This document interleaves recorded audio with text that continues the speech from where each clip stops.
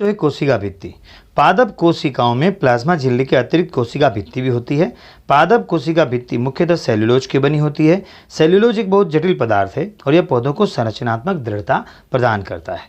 जब किसी पादप कोशिका में परासरण द्वारा पानी को हानि होती है तो कोशिका झिल्ली सहित आंतरिक पदार्थ संकुचित हो जाते हैं और इस घटना को जीव द्रव्य कुंचन भी कहते हैं। एक और बात, कोशिका भित्ति पौधों, कवक तथा बैक्टीरिया की कोशिकाओं की अपेक्षा कम तनु विलयन यानी कि अल्प परासरण दाबी विलयन में बिना फटे बनाए रखती है। ये उसका एक स्पेशल इश्यू है। ऐसे माध्यम में कोशिका परासरण विधि द्वारा पानी लेती है, कोशिका फूल जाती है और कोशिका भित्ति के ऊपर दबाव डालती है। कोशिका भित्ति भी फूली हुई कोशिका के प्रति समान रूप से दबाव डालती है।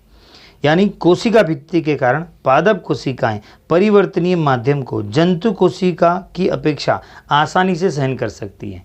यानी जो वनस्पति पादप यानी वनस्पति में ज़्यादा सहन करने की क्षमता होती है कोशिका भित्ति में। अब हम सीखते हैं बच्चों केंद्रक। आपको याद होगा कि हमने प्याज की झिल्ली की अस्थायी स्लाइड बनाई थी। हमने इस झिल्ली पर आयोडीन की बूंद डाली थी। यदि हम बिना आयोडीन की स्लाइड देखें तो क्या देखेंगे कि जब हमने आयोडीन की घोल डाला था तो क्या प्रत्येक कोशिका का समान रूप से रंगीन हो गई थी? नहीं। तो कोशिका के विभिन्न भागों का रासायनिक संगठन के आधार पर विभिन्न रंग से रंगे जाते हैं। कुछ क्षेत्र अधिक गहरे रंग के प्रतीत होते हैं तथा कुछ कम। कोशिका को रंगने के लिए हम आयोडीन विलयन के अतिरिक्त सेफ्रेनिन अथवा मेथिलीन ब्लू विलयन का भी उपयोग कर सकते हैं। हमने प्याज की कोशिका को देखा, चलो हम शरीर की ली गई कोशिकाओं को भी अब एक बार नज़र डाल लेते हैं। कांच की एक स्लाइड लो और उस पर एक बूंद पानी रखो।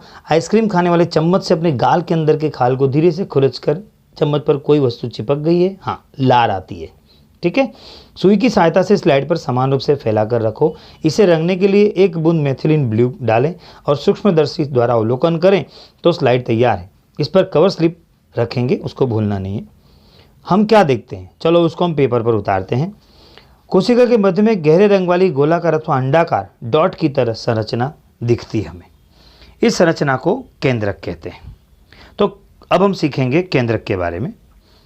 केंद्रक के चारों ओर दोहरे परत का एक स्तर होता है जिसे केंद्रक झिल्ली कहते हैं। क्या कहते हैं?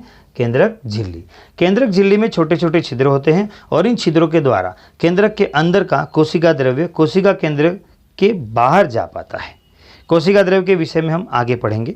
केंद्रक में और क्या होता है? क्रोमोसोम होते हैं। क्या होते हैं? क्रोमोसोम होते हैं जो कोशिका विभाजन के समय छड़ाकार दिखाई पड़ते हैं। कैसे दिखाई पड़ते हैं? छड़ाकार दिखाई पड़ते हैं, छड़ाकार के दिखाई पड़ते हैं। क्रोमोसोम में आनुवंशिक गुणों की जो सूचना होती है वो माता पिता से डीएनए डीऑक्सीराइबोन्यूक्लिक अम्ल अणु के रूप में अगली संतति में जाते हैं। क्रोमोसोम डीएनए तथा प्रोटीन से बने होते हैं और डीएनए अणु में कोशिका के निर्माण व संगठन की सभी आवश्यक सूचनाएं होती हैं। डीएनए में क्या होता है? कोशिका के निर्माण व संगठन की सभी सूचनाएं होती हैं।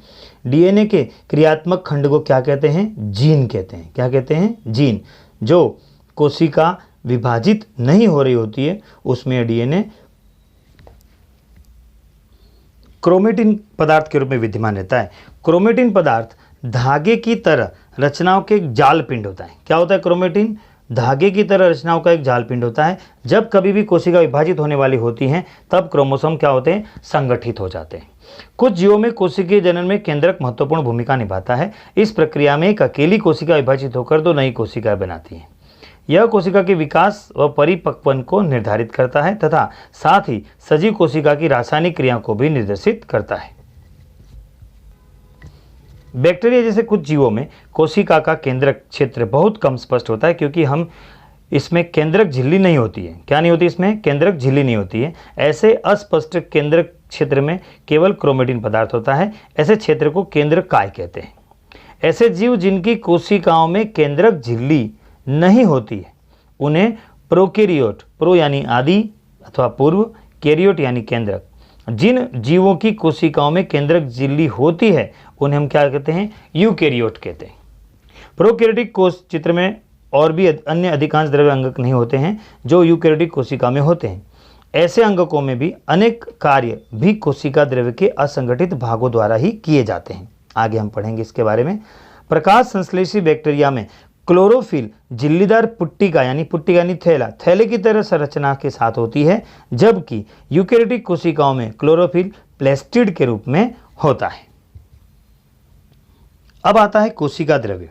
जब हमने प्याज की झिल्ली तथा मनुष्य के गाल की कोशिकाओं की स्लाइड को देखा, तब हमने प्रत्येक कोशिका में एक बड़ा क्षेत्र देखा जो कोशिका झिल्ली से घिरा हुआ था।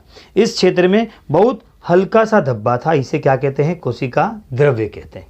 प्लेज्मा झिल्ली के अंदर कोशिका द्रव्य एक तरल पदार्थ है। इसमें बहुत से विशिष्ट कोशिका के घटक होते हैं जिन्हें कोशिका का अंग कहते हैं। प्रत्येक अंग कोशिका के लिए विशिष्ट कार्य करते हैं। कोशिका द्रव्य तथा केंद्रक दोनों को मिलाकर जीवित द्रव्य कहते हैं। जीवित द्रव्य किसे कहते हैं? कोशिका द्रव्य तथा केंद्रक दोनों को मिलाकर हम जीवित द्रव्य कहेंगे। कोशिका अंगक झिल्लीयुक्त होते हैं। प्रोकैरियोटिक कोशिकाओं में वास्तविक केंद्रक के अतिरिक्त झिल्ली युक्त अंग भी नहीं होते हैं, जबकि यूकेरियोटिक कोशिकाओं में केंद्रकीय झिल्ली तथा झिल्ली युक्त अंगक होते हैं। झिल्ली की सार्थकता वायरस के उदाहरण से स्पष्ट कर सकते हैं। वायरस में किसी भी प्रकार की झिल्ली नहीं होती, इसलिए इसमें जीवन के गुण तब तक लक्षित नहीं होते जब तक यह किसी सजीव के शरीर में प्रविष्ट करने कोशिका की मशीनरी का उपयोग कर अपना बहुगुणन नहीं कर लेता। अब इस पर से हम प्रश्नों के उत्तर नीचे के अनुसार हम करेंगे।